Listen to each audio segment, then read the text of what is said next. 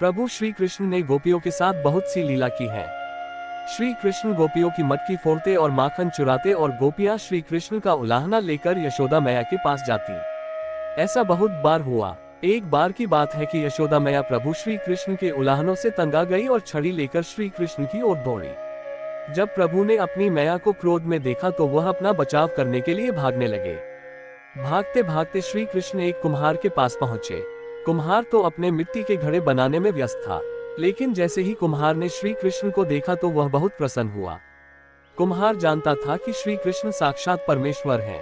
तब प्रभु ने कुम्हार से कहा कि कुम्हार जी, आज मेरी मैया मुझ पर बहुत क्रोधित है। मैया छड़ी लेकर मेरे पीछे आ रही है, भैया मुझे कहीं छुपा लो। तब कुम्हार ने श्री कृष्ण को एक बड़े से मटके के नीचे छिपा दिया। कुछ ही क्षणों में मैया यशोदा भी वहां आ गई और कुम्हार से पूछने लगी, क्यों रे कुम्हार, तूने मेरे कन्हैया को कहीं देखा है क्या? कुम्हार ने कह दिया, नहीं मैया, मैंने कन्हैया को नहीं देखा। श्री कृष्ण ये सब बातें बड़े से घड़े के नीचे छुपकर सुन रहे थे। मैया तो वहां से चली गई। अब प्रभु श्री कृष्ण कुम्हार से कहते हैं, कुम्हार जी, यदि मैया चली गई हो तो मुझे इस घड़े से बाहर निकालो। कुम्हार बोला, ऐसे नहीं प्रभु जी, पहले मुझे 84 लाख यानियों के बंधन से मुक्त करने का वचन दो। भगवान मुस्कुराए और कहा, ठीक है, मैं तुम्हें 84 लाख योनियों से मुक्त करने का वचन देता हूँ। अब तो मुझे बाहर निकाल दो। कुम्हार कहने लगा, मुझे अकेले नहीं प्रभु जी, मेरे परिवार के सभी लोगों को भी 84 लाख योनियों के बंधन से मुक्त करने का वचन दोगे तो मैं आपको इस घड़े से बाहर निकालूंगा। प्रभु जी कहते हैं, चलो ठीक है, उनको भी 84 लाख योनियों के बंधन से मुक्त होने का मैं वचन देता हूँ। अब तो मुझे घड़े से बाहर निकाल दो। अब कुम्हार कहता है, बस प्रभु जी, एक विनती और है, उसे भी पूरा करने का वचन दे दो तो मैं आपको घड़े से बाहर निकाल दूंगा।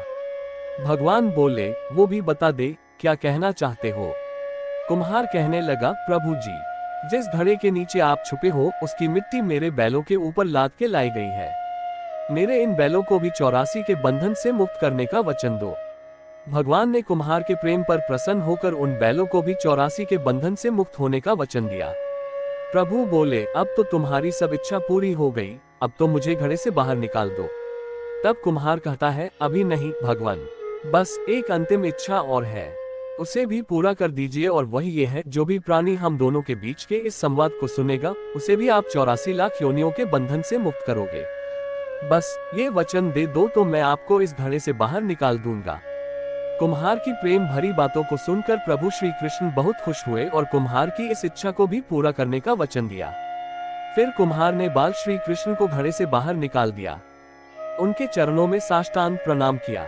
प्रभु जी के चरण धोए और चरणामृत लिया।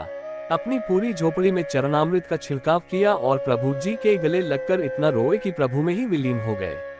जरा सोचें, जो बाल श्री कृष्ण 7 कोस लंबे चौड़े गोवर्धन पर्वत को अपनी इकाई अंगुली पर उठा सकते हैं, तो क्या वो एक घड़ा नहीं उठा सकते थे? लेकिन बिना प्रेम रीजे नहीं नटवर नंद किशोर। कोई कितने भी यज्ञ करे, अनुष्ठान करे, कितना भी दान करे, चाहे कितनी भी भक्ति करे, लेकिन जब तक मन में प्राणी मात्र के लिए प्रेम नहीं होगा, प्रभु श्री कृष्ण मिल नहीं सकते।